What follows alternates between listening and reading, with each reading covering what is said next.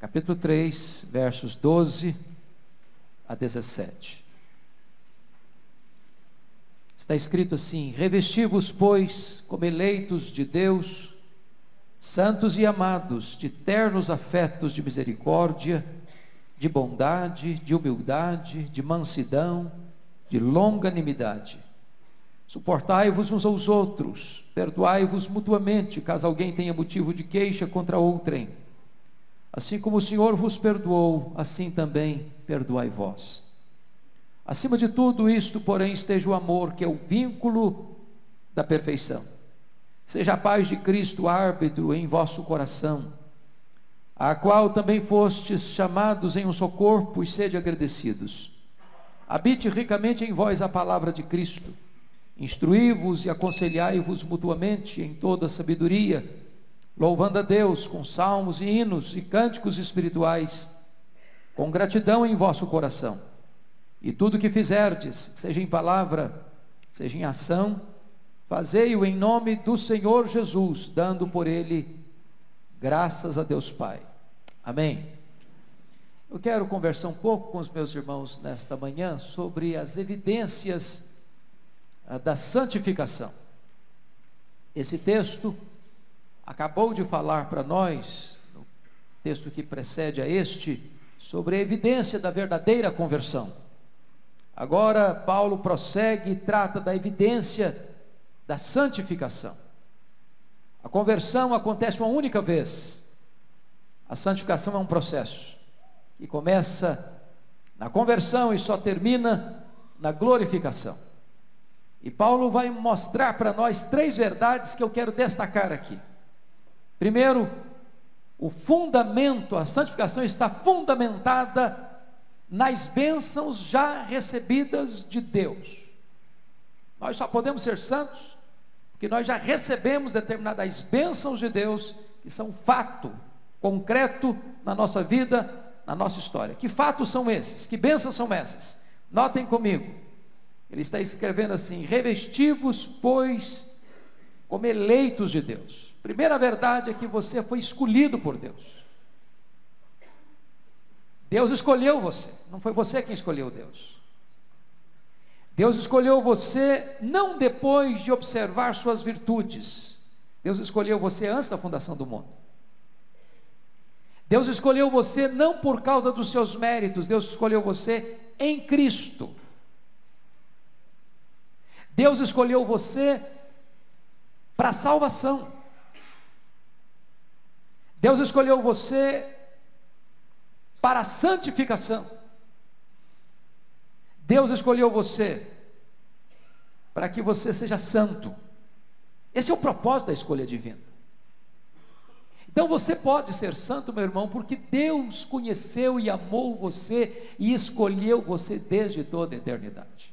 Segunda razão, o segundo fundamento porque podemos ser santos, é que você foi separado para ser propriedade exclusiva de Deus. Olha comigo novamente o verso 12: revesti-vos, pois, como eleitos de Deus, santos. É claro que existem dois aspectos na santificação: a santificação posicional e a santificação processual. No momento em que você creu no Senhor Jesus, você foi feito santo, você foi separado, você é propriedade exclusiva de Deus. Deus não divide você com mais ninguém, você é só dele e totalmente dele. Agora você que foi posicionalmente colocado como separado para Deus, está entrando num processo contínuo e progressivo de santificação. Terceiro, você pode e deve ser santo porque você é amado de Deus, santos e amados. Os nossos irmãos puritanos lá no passado, quando encontravam alguém com um complexo de inferioridade, ou com autoestima achatada, ou passando por alguma turbulência na vida, e duvidando talvez do cuidado de Deus, eles faziam a seguinte pergunta: você acha pouco o fato de você ser amado por Deus? Se Deus é a pessoa mais importante do universo, se Deus é o criador de todas as coisas, se Deus é o mantenedor da vida, se Deus tem as rédeas da história em suas mãos, Se Deus ama você, você acha pouco isso? Você é amado.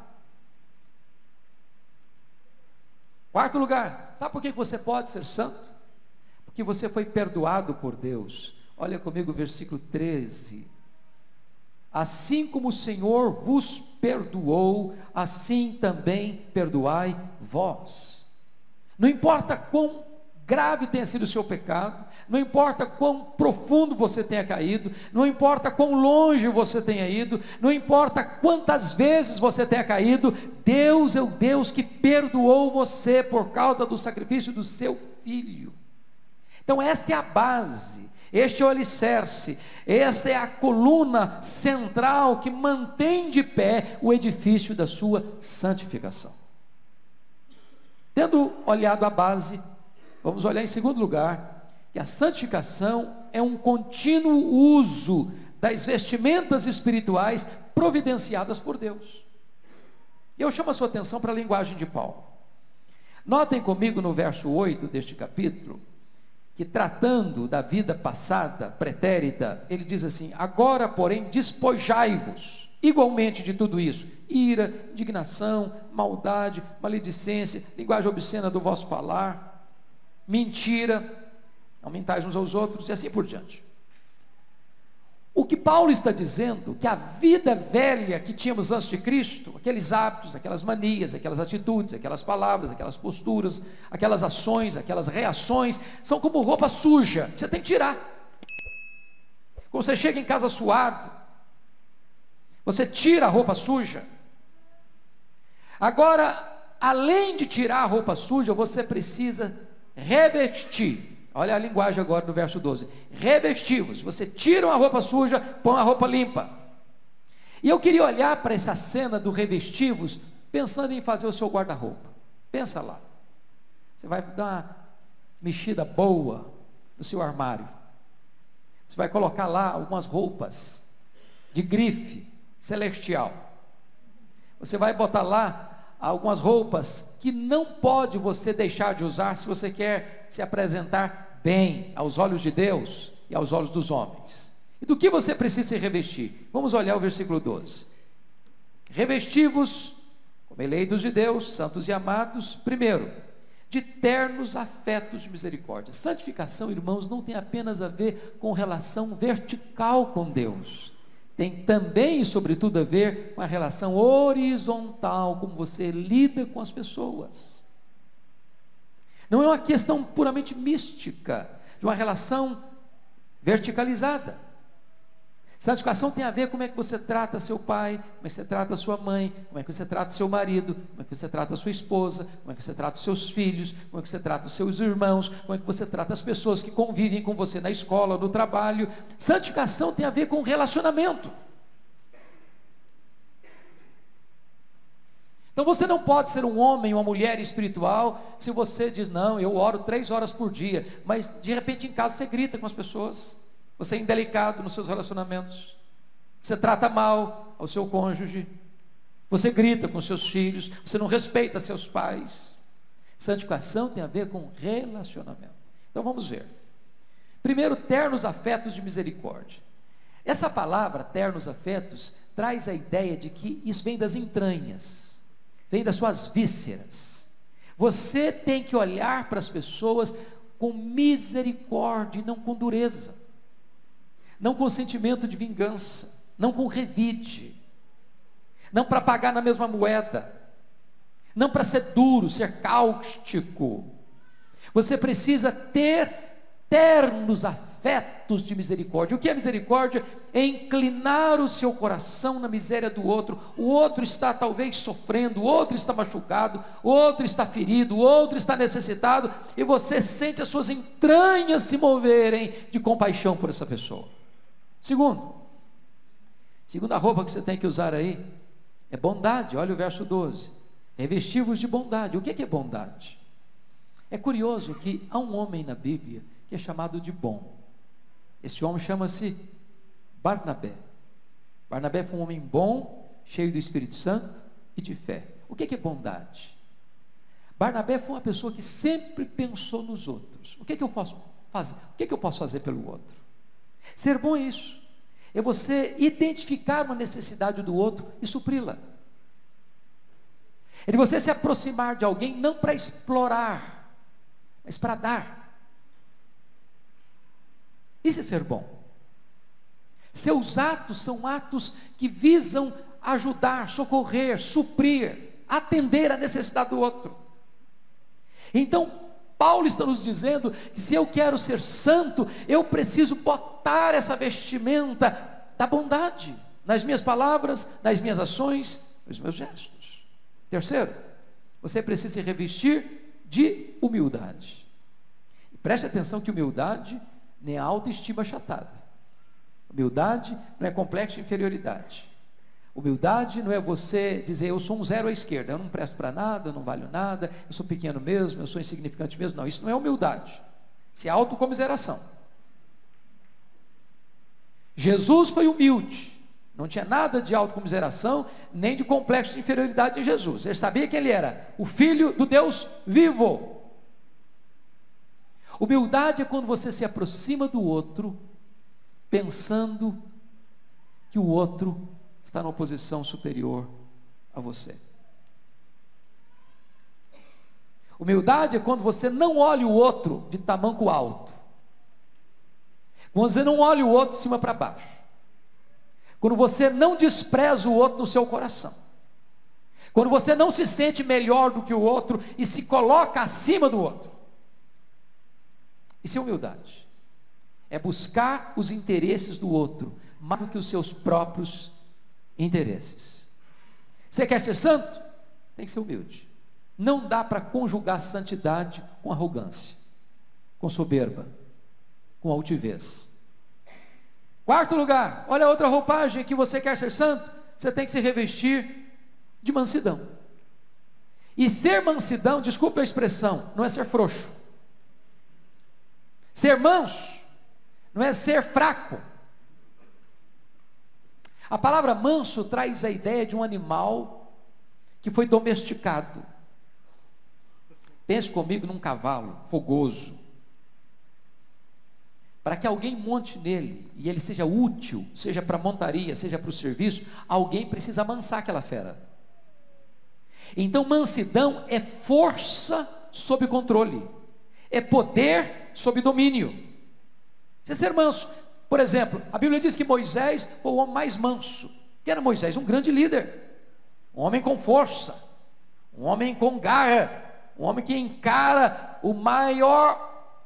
a maior autoridade da terra daquela época, o faraó, e disse, deixa o meu povo ir, diz o Senhor, e enfrenta-o. O que é ser manso? Ser manso é você ter poder, você ter domínio próprio, e não exercê-lo para esmagar o outro, mas para ajudar o outro. Isso é ser manso. Você quer ser santo, meu irmão? Então você tem que revestir-se também de longanimidade. O que é longanimidade? Essa palavra significa paciência com pessoas complicadas. Ah, mas precisa de muita, não? Havia duas palavras no grego para paciência. A palavra paciência com circunstâncias difíceis e paciência com pessoas difíceis. Essa palavra aqui é paciência com pessoas difíceis. A ideia de longanimidade é de ânimo espichado ao máximo. Quem já foi criança na região rural, se lembra como você brincava de estilingue, né? Você puxava aquela borracha, puxava, ainda tinha mais para puxar. É isso, você tem uma paciência triunfadora. A pessoa pega no seu pé, te irrita, te enerva. Em vez de você pagar com a mesma moeda, em vez de você se exasperar, em vez de você perder o controle, em vez de você brigar, xingar e fazer e acontecer, você tem controle. Espicha um pouco mais o ânimo. Isso é longanimidade. Você quer ser santo? Tem que ser longânimo. Não dá para ser santo e ser exasperado. Não dá para ser santo e ser uma pessoa briguenta. Não dá para ser santo e ser uma pessoa ranzinza. Não dá para ser santo e ser uma pessoa que quebra o pau com todo mundo a toda hora. Você quer ser santo, irmão? Sexto lugar, você precisa suportar o seu irmão. Suportai-vos uns aos outros. O que é isso? Não é aquela ideia assim, estoica, dizer, mas eu tenho que aguentar aquele irmão. É duro, viu? Não é isso. Você trincar os dentes, eu tenho que aguentar esse irmão. Porque tem gente, irmãos, que não é fácil mesmo não, sabia? Não é fácil não. A ideia aqui não é essa de você aguentar, trincar os dentes, aguentar. Não, não é essa a ideia. A ideia aqui é de servir de suporte. De você oferecer o seu ombro. É de você pegar aquele irmãozinho mais fraco, mais complicado, e dizer, vem cá, meu irmão, deixa eu te ajudar. Suba no meu ombro aqui. Quero ajudar você, quero suportar você, quero ser um suporte para você, quero encorajar você, quero ajudar você, quero estar do seu lado, quero ser uma bênção na sua vida. Porque a nossa tendência, quando você encontra uma pessoa complicada, qual é? Cortar a volta. Você está indo aqui, se o cara está vindo, você pula para cá. Se a pessoa vem conversar com você, você já dá um jeitinho de dar a volta e conversar com outra, porque você não quer ser abordada por ela. Suportai-vos uns aos outros. Você quer ser santo? Faça isso. Sétimo lugar, para ser santo, meu irmão, você tem que se revestir de amor. Aliás, vamos pegar a palavra perdão primeiro. Suportai-vos uns aos outros, perdoai-vos mutuamente, caso alguém tenha motivo de queixa contra outrem. Perdoar. Primeiro, não tem cristianismo sem perdão. Não tem. E perdão não é questão de justiça, perdão é questão de misericórdia. Ninguém merece perdão. Se merecesse, não seria perdão. Não é verdade? Aí seria justiça. Eu estou dando para ele porque ele merece. É quando o outro erra com você. É quando o outro falha com você. É quando o outro pisa no seu pé. É quando o outro fere o seu direito. É quando o outro machuca você. É quando o outro fala mal de você. É quando o outro não corresponde o que você esperava dele. É que você exerce perdão. Mas por que devemos perdoar? Primeiro, porque nós temos queixas uns dos outros. Quantas queixas? Isso significa, irmãos, nós somos uma igreja, mas nós não estamos glorificados ainda. Nós não chegamos no céu ainda. Então nós vamos falar coisas que os outros não vão entender. Você falar, a pessoa entende bem. Você vai fazer coisa que você acha que está fazendo certo, para o outro está errado. E ele fica decepcionado com você. E aí tem hora que ele não vai falar com você, mas vai ficar lá encolhido no canto dele, magoado, ressentido, triste com você. Então nós erramos, às vezes inconscientemente, às vezes deliberadamente, mas nós frustramos uns aos outros. As pessoas nos frustram e nós frustramos as pessoas. Portanto, não tem saúde emocional sem perdão, nem no casamento, nem na família, nem na igreja. Não tem. A não ser que você exerça perdão, a sua vida emocional e espiritual adoece. Tem que ter perdão. Perdoai-vos mutuamente. E a base de você perdoar é porque você já foi perdoado. Agora, preste atenção nisso. Nós trabalhamos isso hoje de manhã na escola dominical. Olha o versículo 13. Suportai-vos uns aos outros, perdoai-vos mutuamente, caso alguém tenha motivo de queixa contra outrem, assim como o Senhor vos perdoou, assim também perdoai vós. Aí você diz assim, pastor, o senhor está me falando desse negócio de perdão? O senhor não conhece a minha história. Se eu contar a minha história para o senhor, até pedra chora. O senhor vai me dar razão, não dá não. A pessoa foi muito longe comigo. Ela foi muito maldosa comigo. Não, essa pessoa não perdoou não. Eu sinto muito, não dá, foi demais. E aí Paulo, prevendo que nós iríamos ter essas pretensas desculpas, diz que você e eu devemos perdoar, assim como Deus em Cristo nos perdoou. E eu pergunto a você, quanto Deus perdoou você? Quanto? Até quando Deus perdoou você? Imagine você se Deus dissesse assim para você, olha fulano, você foi longe demais, agora chega, não tem mais perdão para você. Estaríamos arruinados.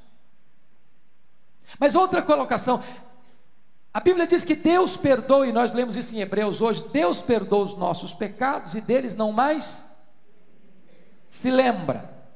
Eu conheço muito crente que vive atormentado na sua mente, na sua consciência, por não entender esse versículo. Porque a pessoa diz assim, eu perdoo, mas eu não esqueço. Se Deus perdoa, esquece. Então eu estou frito, porque eu não consigo esquecer. Deixa eu contar um fato para você, para ilustrar isso. Um dos dramas maiores da minha vida, talvez o maior até hoje, que eu já vivi, foi quando meu irmão foi assassinado. Eu já perdi irmãos de morte natural, e perdi um irmão, usando um termo humano, por assassinato. Não tem dor maior do que você perder alguém que você ama, assassinado. Mas essa dor se agravou porque quem matou meu irmão foi um primo dele, primo da mulher dele.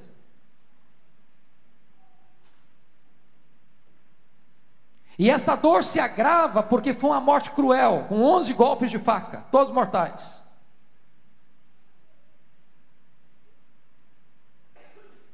E eu me lembro que a primeira palavra que Deus pôs na minha boca, depois que eu recobrei as forças, foram essas: eu perdoo o assassino.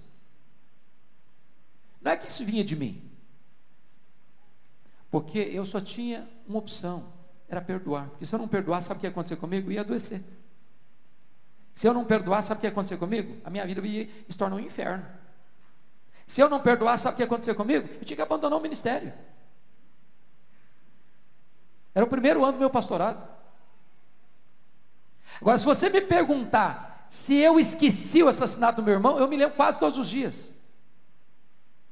Então o que é perdoar e esquecer? Não é ter amnésia.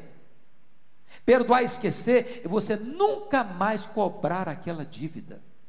E você nunca mais lançar no rosto da pessoa que você perdoou a sua dívida, o seu pecado. É desse jeito, se você quer ser santo, é que você precisa perdoar. Mas finalmente, a última vestimenta que você precisa botar, está no versículo 14. Acima de tudo isso, porém, esteja o amor, que é o vínculo da perfeição. A palavra vínculo aí, irmãos, é muito curiosa. Vocês estão vendo essa costura aqui que liga a manga da minha blusa, da minha camisa com o corpo dela? Essa costura aqui chama-se vínculo. Vínculo. O que é o vínculo? O vínculo é aquilo que une todas as demais virtudes para fazer sentido. Porque sem amor não há cristianismo. Você não pode ser um cristão sem amor. Jesus Cristo foi claro: nisto conhecerão todos que sois meus discípulos, se tiverdes amor uns pelos outros. Então é hora de você sondar o seu coração. Meu Deus, eu amo verdadeiramente. E eu quero concluir com o último ponto, que você deve ser santo por causa da base, aquilo que Deus já fez por você.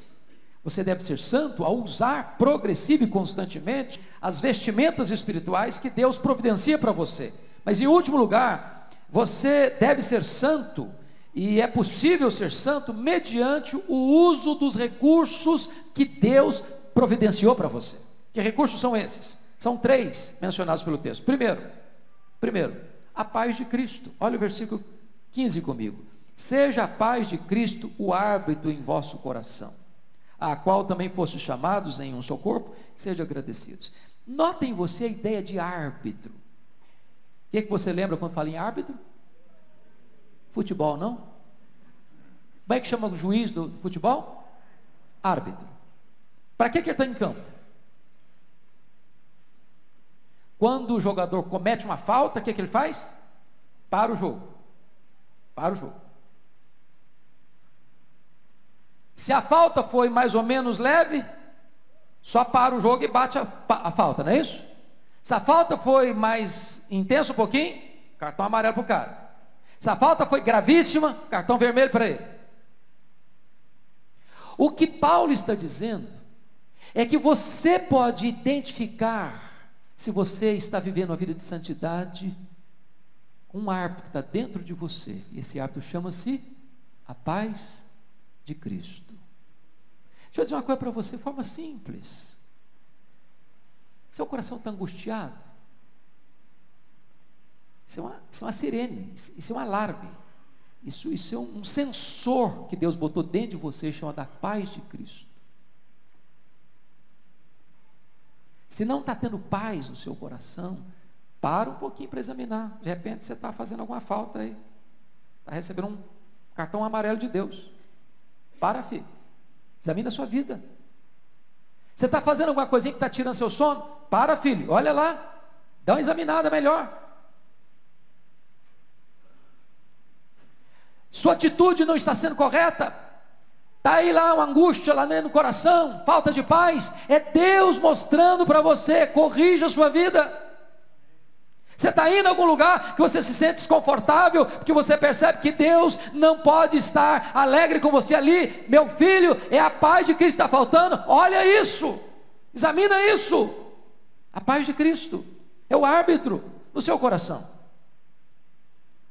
Segundo recurso de Deus para você ser santo é a palavra de Cristo. Olha o verso 16 comigo.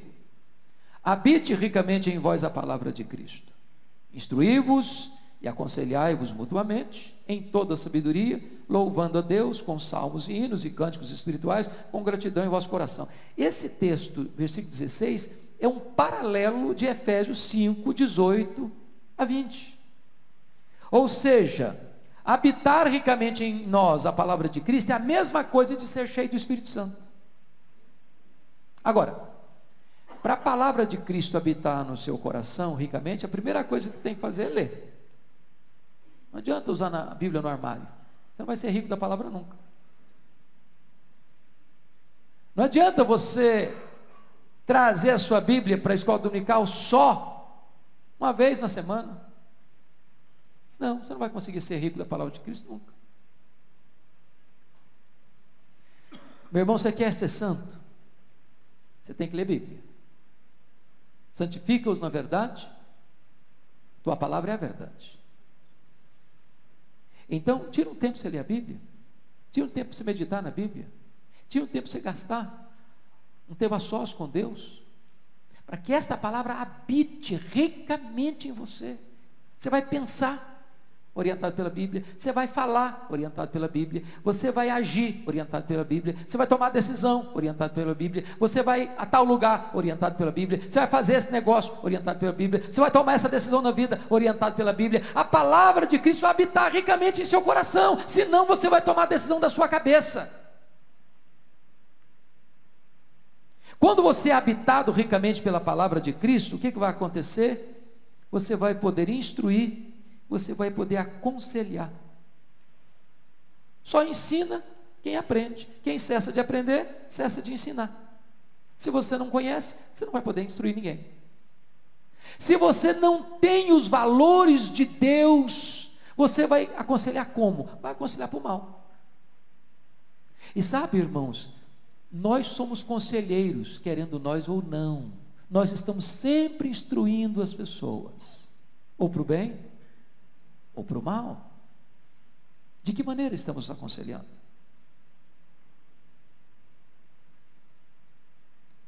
Quando você está cheio da palavra, sabe o que vai acontecer? Em vez de murmuração na sua boca, vai ter louvor. Em vez de você ficar xingando, falando palavrão, ou murmurando, reclamando da vida, vai ter adoração. Em vez de você estar sempre insatisfeito com a vida, vai ter gratidão. Agora, isso, irmão, não é automático, é fruto de você ter compromisso com a palavra de Deus. É assim que você vai ser santo. Finalmente, o último recurso que Deus nos dá para nós sermos santos é o nome de Cristo. Olha o versículo 17. E tudo o que fizerdes, seja em palavra, seja em ação, fazei-o em nome do Senhor Jesus, dando por ele graças a Deus Pai. Eu chamo a sua atenção para esse ponto. E tudo, não alguma coisa, tudo, o que fizerdes, de que maneira? Fazer o quê? Em palavra ou em ação. Você sempre está falando, você sempre está fazendo. Então faça uma pergunta agora. O que você tem falado, você pode falar em nome de Cristo? O que você está fazendo, você pode dizer, estou fazendo em nome de Cristo? Isso é um ponto importantíssimo. Porque muita coisa que nós fazemos, irmãos, nós não podemos botar o nome de Cristo no meio. Eu estou fazendo isso aqui em nome de Cristo, dando por isso graças a Deus Pai.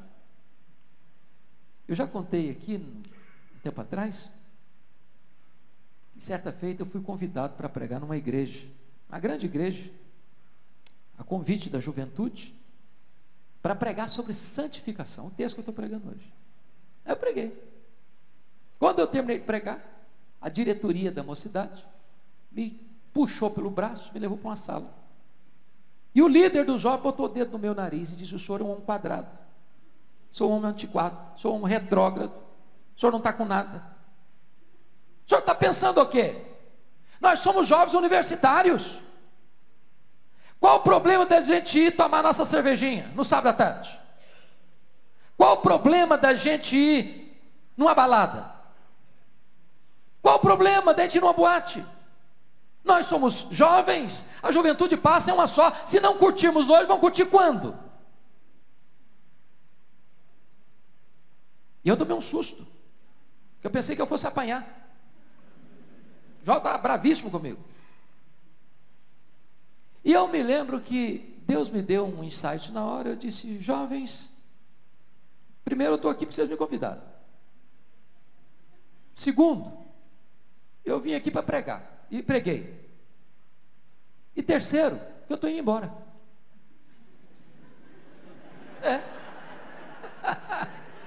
Estou indo embora. Mas antes de ir embora, eu gostaria de falar duas coisas. Primeiro, a Bíblia diz assim, lá em 1 Coríntios 10, 31, portanto, quer comais, quer bebais, quer façais qualquer outra coisa, fazei tudo para a glória de Deus. Aí eu disse: então, quando vocês forem para boate, para balada, tudo bem, pode ir. Quiser encher a cara também, pode encher, não tem problema não. Só que tem que ser para a glória de Deus. Se conseguirem fazer para a glória de Deus, toca o barco. Segundo texto que eu quero deixar para vocês, falei para os jovens lá, Colossenses 3,17. E tudo que fizer, seja em palavra, seja em ação, fazer em nome de Cristo, dando por isso graças a Deus Pai. Então vá para a boate: Senhor, graças a Deus que eu estou aqui nesse negócio, olha que beleza, ó, enchendo a cara, louvado seja o Senhor, eu estou fazendo isso em nome de Cristo. Se conseguir, toca o barco. E ó, puxei meu time, fui embora, para não apanhar. O que eu jamais podia esperar é que uns 10 anos depois eu voltasse à mesma igreja e voltasse a convite. Meus irmãos, é claro que tem que ser convite, né? Que senão não dá certo. E aí acontece um fato muito curioso, porque uma irmã se aproxima de mim, me faz a pergunta mais inconveniente a fazer para um pastor. Nunca faça essa pergunta para um pastor. O senhor se lembra de mim? Essa pergunta é cruel. Bota a gente em maus lençóis. E a pessoa espera que você se lembre e fica decepcionada se você falar que não se lembra. E eu disse: minha irmã, a senhora me perdoe, mas eu não lembro não. Ela me disse: pois eu sou a mãe do rapaz que botou o dedo no seu nariz. Eu tomei um susto, falei: pronto, agora apanho de novo. Eu falei: e aí, como é que aconteceu com ele? O que aconteceu na vida dele? Ela me disse assim: pastor,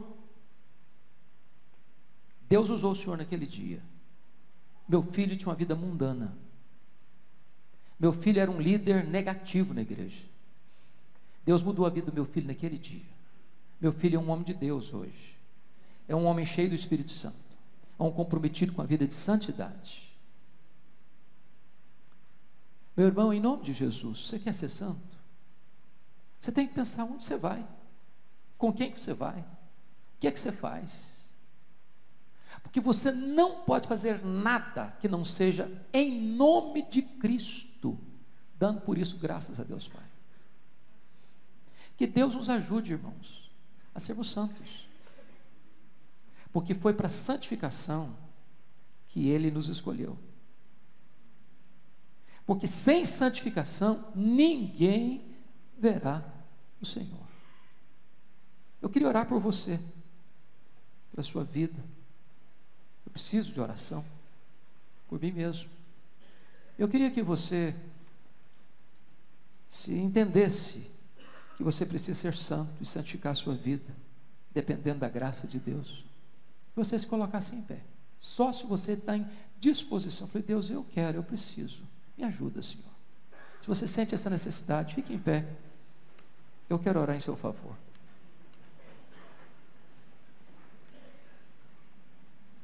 Ó Deus, nós estamos aqui hoje na tua casa, reconhecidos, Deus, do quanto tu fizeste por nós. Tu nos escolheste desde a fundação do mundo. Ó Deus, nós somos amados por ti. Tu nos perdoaste, ó Deus. Nós fomos acolhidos por tua graça. Fomos remidos pelo sangue de Jesus. Nós somos propriedade exclusiva tua, ó Deus. Mas agora, Pai, ajuda-nos a sermos santos. Ajuda-nos. Porque tu sabes que a nossa inclinação, a nossa tendência humana nos empurra para o lado oposto. Ajuda-nos a nos relacionarmos uns com os outros de modo saudável, a termos compaixão, misericórdia, a termos bondade, a termos mansidão, a termos longanimidade, a exercermos perdão, a suportarmos uns aos outros em amor. Ajuda-nos, Deus. E não permita, Senhor, que caminhemos pela vida desobedecendo esse árbitro que está dentro de nós, que é a paz de Cristo. Não permita, meu Deus, que sejamos crentes rasos, que não tem tempo para estudar e meditar na tua lei, na tua palavra. Não permita, meu Deus, que nós tenhamos palavras e atitudes que não sejam em nome de Cristo e para a glória do teu nome. Ajuda-nos a sermos santos, como tu és santo. É a nossa oração, em nome de Jesus. Amém.